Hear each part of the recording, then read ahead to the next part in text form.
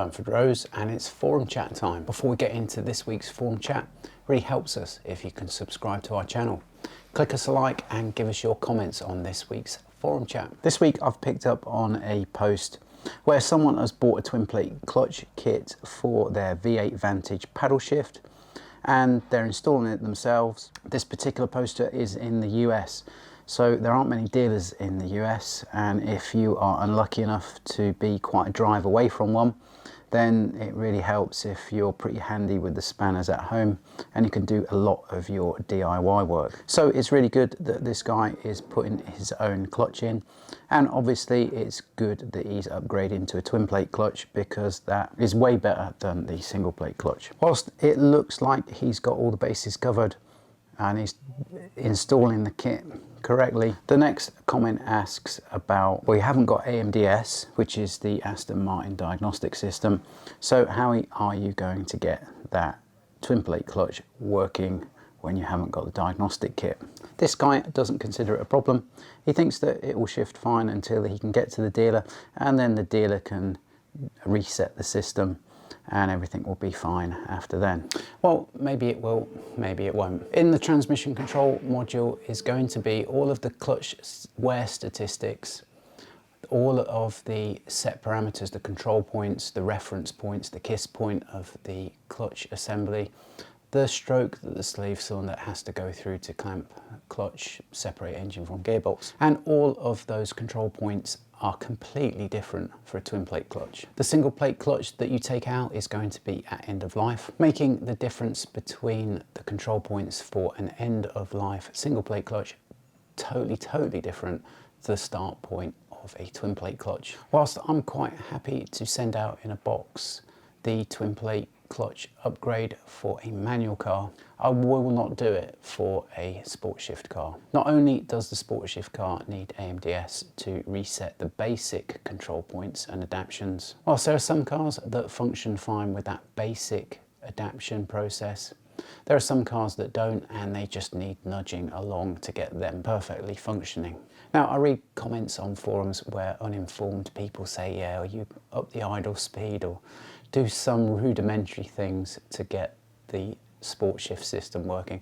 It's far more complex than that. I'm generalizing, but something like 9 out of 10 V8s will be fine. This is because the more clever algorithms for clutch control on Vantage S will sort themselves out and get the twin plate clutch functioning without too much drama, without too much further intervention. There's just the odd 1 out of 10 car that needs a little bit of bespoke mapping done to both engine controller and trans controller to get shifts clutch control perfect. It's 4.3 and 4.7 6-speed ASM gearboxes that, again, I'm generalizing, is probably something like 2 in 10 cars which are problems. Perhaps the system can sort itself out and clutch control pull away without doing anything with AMDS is sort of okay. Where these cars suffer the problem is, let's say you're in 5th gear,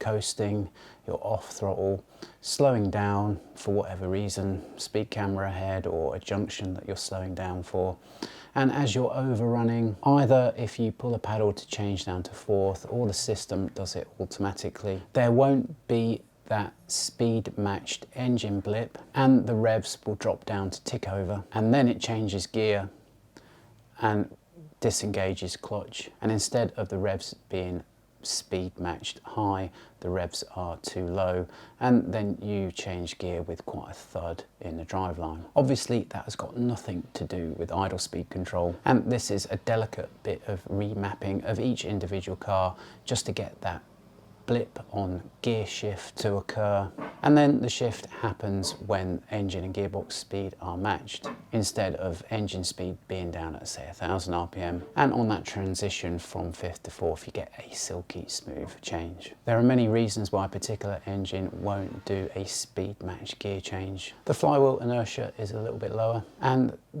that means that, let's just say there's an engine that's got production tolerances of, say, a small diameter throttle body with a large diameter throttle blade, means that the amount of airflow going past that opening in the throttle blade to bore is just that slight bit less. Or on a particular engine, it's got that air gap covered with a little bit of film of oil because that particular engine is breathing a little bit and there's just a film of oil on the throttle body. Those are just two very subtle reasons as to why a speed match, speed blip wouldn't occur when you fit the upgrade kit. If a car is here under my control, then I can road test, check the speed matching, check the shifts are silky smooth, and calibrate each engine controller and gearbox controller to perform the ultimate shift. If the car wasn't here, it was outside of my control and I'd shipped kit in a box, and that particular installer has got no access to AMDS. If that car was the 1 in 10 or 2 in 10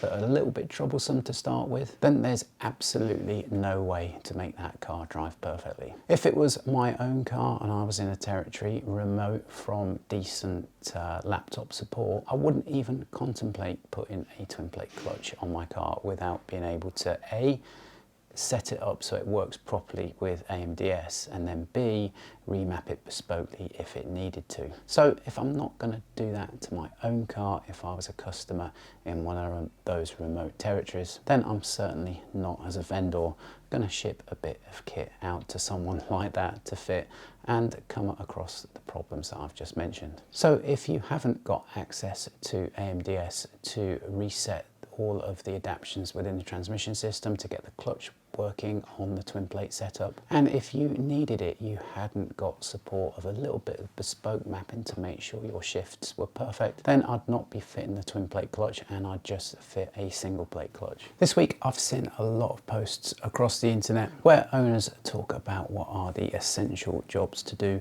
newly into Aston ownership. For a V8, that could be upgrade your clutch, high flow secondary catalysts, remove fuse 22, take out the parcel shelf, DB9, or any V12 engine, day one into my ownership if I own one of those cars, would be to remove the primary catalysts. But all of those things that I've just mentioned there are more about evolving the car in the direction you want it to go in, because perhaps at the moment it's not ticking that box, and you won't know that until you drive the car. So whether it was a V8 or DB9 or any of the Aston range, here's my essential few tips newly into Aston ownership. If you've bought from franchise dealer, get a post-purchase inspection pretty quick after you've bought the car. Then drive the car as much as you can. No matter what the vendor says they've done, they haven't. And you're essentially taking that car on as the previous owner drove it into the garage who he sold it to. Hopefully there's no problems, but if there were,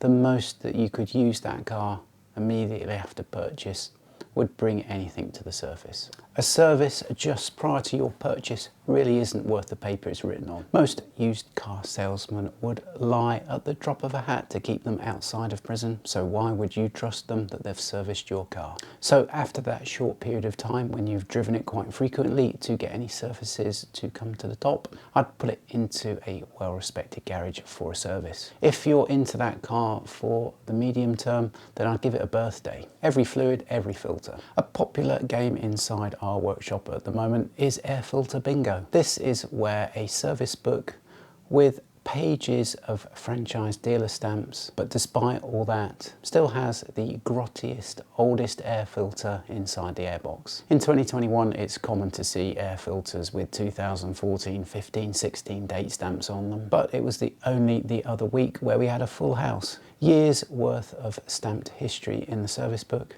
yet air filters from 2011. So if they haven't been changed, then what about gearbox oil, pollen filters, brake fluid, clutch line fluid, diff oil? So if you really wanted to care for the car, you really wanted maintenance on the car to make sure that you don't have any breakdowns, any premature wear and failures, then after your post-purchase inspection and your first few months of driving the car quite a lot, accruing some mileage, give it the full works at service. At point of purchase, if the front end paint was good, but there's no protective tape on there, then make the decision of taping it at that moment to preserve how the car looks, or accept a few years worth of stone chipping knowing that you're going to have a front end respray. There's a couple of niggles to change on the older cars that will really improve your ownership experience.